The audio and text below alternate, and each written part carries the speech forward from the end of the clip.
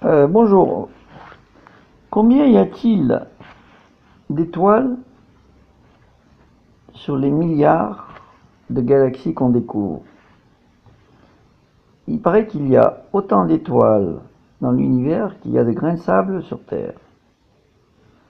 Mais s'il y a des milliards de galaxies, donc il y a des milliards d'étoiles dans chaque galaxie, mais s'il y a des milliards d'étoiles, il y a automatiquement des milliards de soleils, avec des milliards de planètes qui tournent autour de chaque soleil. Mais là où c'est rigolo, sachant que la Terre n'est pas le centre de l'univers, et qu'il y a des milliards de planètes comme la nôtre dans notre galaxie, on peut imaginer le nombre de civilisations qu'il y a sur ces planètes. Mais aussi, on peut imaginer le nombre de civilisations qu'il y a sur les planètes qui se trouvent dans les autres galaxies. Car si notre galaxie contient des milliards d'étoiles identiques plus ou moins les unes des autres, brûlant de l'hydrogène et de l'hélium pour les soleils, on peut imaginer statistiquement et logiquement que dans toutes les autres galaxies, le processus est identique. Donc il n'y a aucune raison à ce que ça ne se passe pas dans les autres galaxies la même chose que chez nous.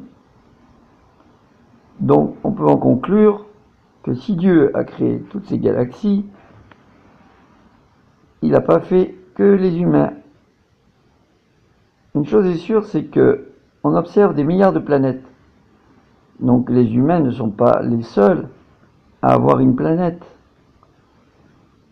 Là où on peut dire qu'ils sont les seuls, c'est qu'ils sont peut-être les seuls et uniques extraterrestres de la Terre.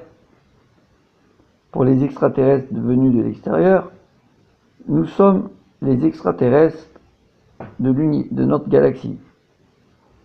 Maintenant, si les extraterrestres n'existent pas, nous sommes les seuls à pouvoir profiter des milliards de planètes que Dieu nous a proposées. Donc pourquoi ne pas y aller? Au lieu de construire des télescopes qui coûtent des milliards d'euros, on ferait bien de construire des vaisseaux spatiaux avant de voir ce qui se passe ailleurs, essayer de financer des vaisseaux spatiaux capables d'aller voir ailleurs, puisqu'on sait déjà ce qu'il y a ailleurs. Donc ça ne sert à rien de continuer à construire des télescopes, sachant très bien qu'on ne les verra peut-être jamais. Voilà. Bon, là, le dernier télescope qu'on a construit qui est très intéressant, c'est le JWST, qui sera lancé en octobre 2018. On va pouvoir zoomer sur les 7 planètes qu'ils ont découvertes, comme la Terre, qui se trouvent quand même à 40 années-lumière de chez nous. Bon, ils disent 38. Bon, 40, 38.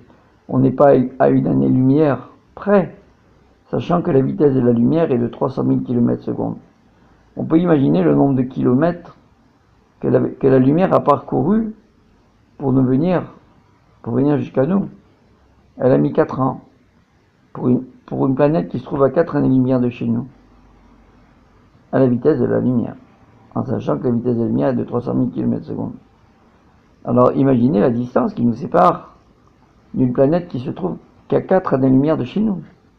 Même une année-lumière, c'est énorme. Imaginez les extraterrestres avec une technologie avancée. Ils décident de venir nous voir. Mais le problème, déjà, c'est de quitter leur planète. Même avec une technologie très avancée, il faut déjà pouvoir quitter sa planète. Et ça, c'est très compliqué. En sachant qu'il y a de la radioactivité et il y a des ondes, des ondes perturbatrices du soleil qui viennent détruire les vaisseaux spatiaux. Donc il faut se protéger contre ces radiations qui sont très fortes. Donc déjà, premièrement, il y a la radiation qui est très forte. Deuxièmement, on a du mal à quitter notre planète. Troisièmement, c'est très dur de rentrer sur une planète, d'atterrir sur une planète dont la composition chimique n'est pas identique à la matière qui compose notre planète.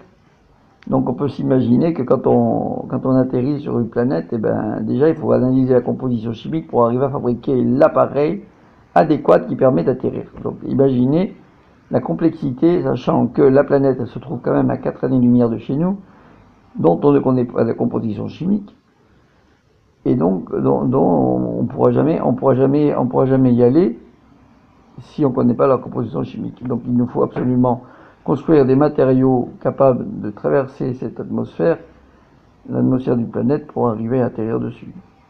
Donc il y a le décollage, il y a l'atterrissage, il y a la distance qui nous sépare, qui fait que la difficulté est grandiose. Donc les extraterrestres, s'ils existent, ont la même difficulté que nous pour venir nous voir. Donc c'est peut-être pour ça qu'ils sont jamais venus. Voilà. À bientôt. Ben, je vous souhaite une bonne soirée, en espérant vous revoir bientôt. Ben, moi je vous vois pas, mais vous me voyez. À bientôt.